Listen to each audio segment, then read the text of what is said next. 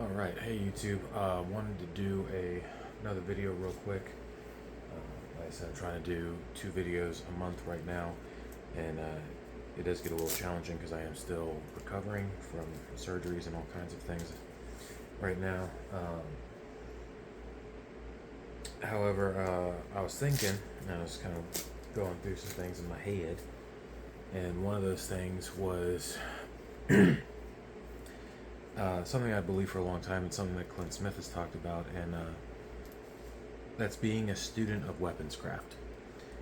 And I was thinking about that, and I came up with 3 different categories for this world, the gun community, and all that kind of stuff, right? And there is overlap in some of these. I'll explain that here in just a second. But one of the things that I was thinking about was student of weaponscraft, like I said, master of one, and the collector. And so what I realized is a couple things. One, I definitely fall into the student of weaponscraft and the collector categories. And two, I don't think people really understand these different ideologies behind owning guns. And the reason I say that is because if you pay attention to how people talk about it, they talk like their way is the only way. Like, if you're doing anything other than what they think is right with guns, then you're just completely wrong. And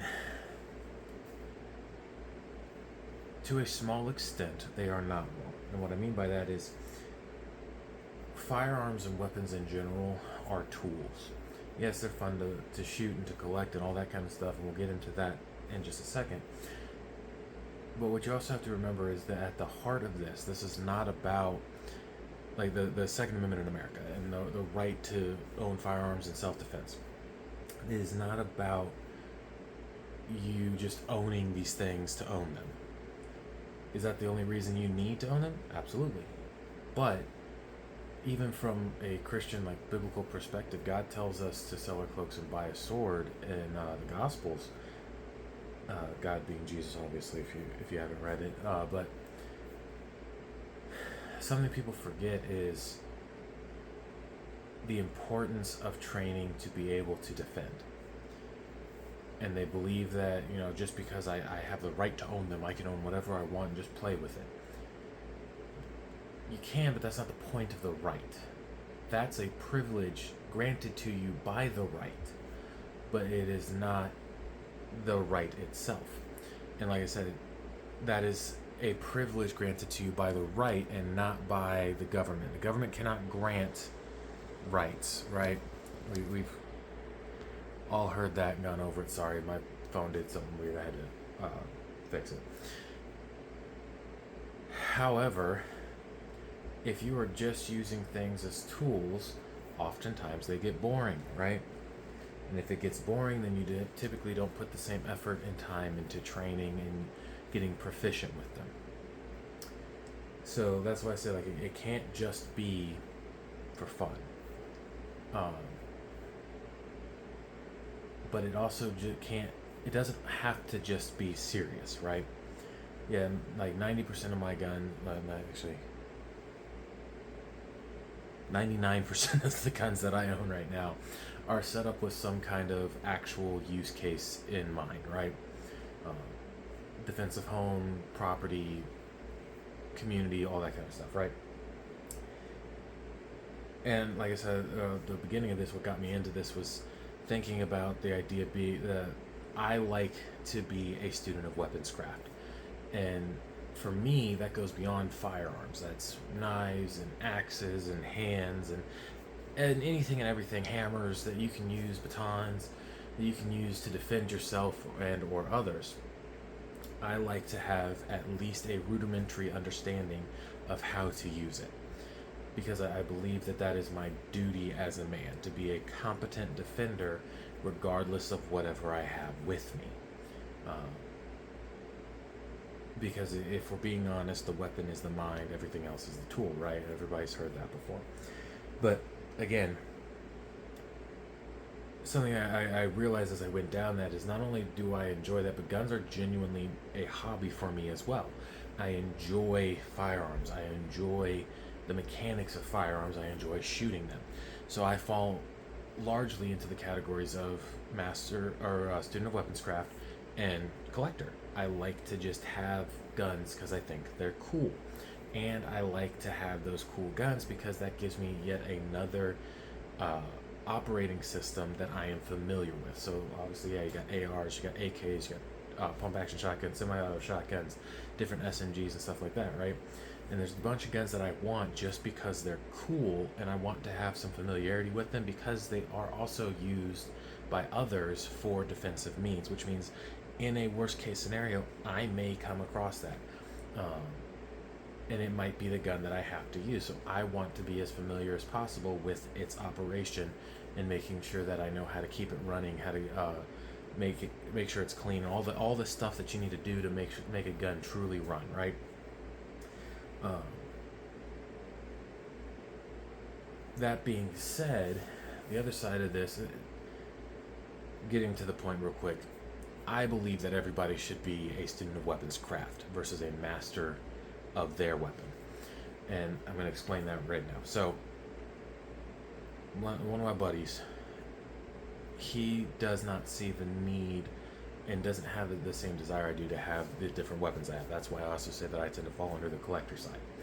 However, he likes to have an understanding of how the most common guns that you're going to come across work, so that he can too pick them up and use them.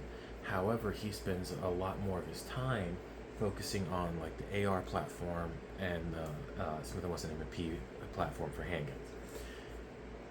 And part of the reason he does that is just so that he can pick up anybody's AR, anybody's M&P or Glock, because they function the same.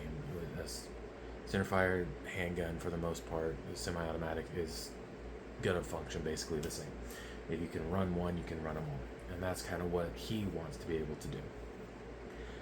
And again, no hate on that, but that's so much different than the people that are like, I only train to run my gun and I have it tuned exactly how I like it and I won't ever do anything else. And conversely, one of the benefits of that mindset is you get your gun set up with things like the bad levers. Let's see if I can see the little guy right there. Can't really see, the lighting's bad, sorry guys. But the Magpul bad lever, or battery assist devices in general. A lot of guys that want to be students of weaponscraft, and I know this because I fell into this for a while, don't want to put things like that on our firearms because that's not the standard. That's one of the reasons that a lot of times, like myself and other people who tend to just want to know how to run generic platforms, don't like ambi controls because it's not the standard for that platform, unless it is, obviously, because there's some guns like the Brens that's how they come. Anyways,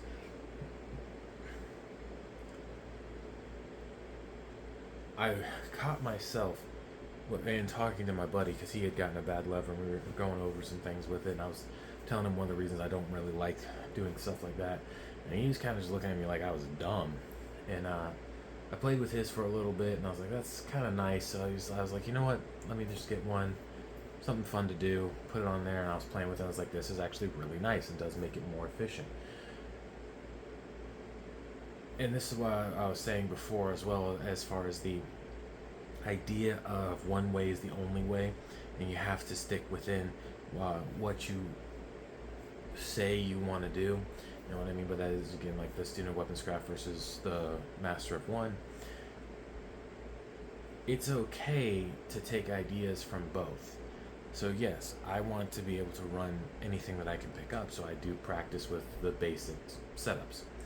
I also want my guns tuned to me to run as efficiently as possible, so that in the situation where I can use my guns, which is the ideal situation, they are as efficient as possible without diminishing my skill with other guns.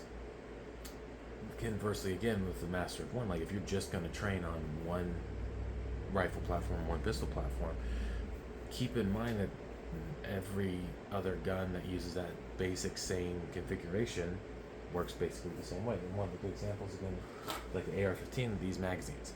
If it takes this magazine, it probably works the same way, or not the same way, but it probably has a very similar manual of arms to your AR-15. And so you should be able to figure that out. And then again, the collectors. If you're a collector, you do need to put some time into actually training to be an asset, not just having the guns. And again, having the guns is cool. Being able to use them is cooler. And if you enjoy this like I do as a hobby as well, and you like having some guns that are just fun, that's also okay. What I would caution against is getting into guns just because they're fun without having your bases, quote unquote, covered for your primary needs. I think that's really just my point of this video, guys, is don't get so far off in one field or the other that you lose sight of the wholeness of weapons and guns and life in general. Don't get so wrapped up in everything has to be serious and all the time, and don't get so wrapped up in, well, it's just for fun, that you're no good either way, right? Even like you hear people talk about, well, he's in the Christian world, you'll hear people say, well, they were so heavenly minded that they were of no earthly good, which is not a biblical principle at all. Because if you study the Word, if you're truly heavenly minded, then you are of the most earthly good. And again, this isn't meant to be like do it my way and no other way works, but it was more of an idea of something I wanted people to think about. Like most of my videos, I just want people to think. Like, use your minds. God gave them to you for a reason. Think things through. Come up with actual logic behind what you want to do, as well as have discussions with people that you may or may not agree with on these things and other things in general, just so that you can have a better understanding of where you stand and where other people stand and why. Yeah, that's all I got for this one, guys. Thanks for tuning in. Appreciate you all coming back. Peace.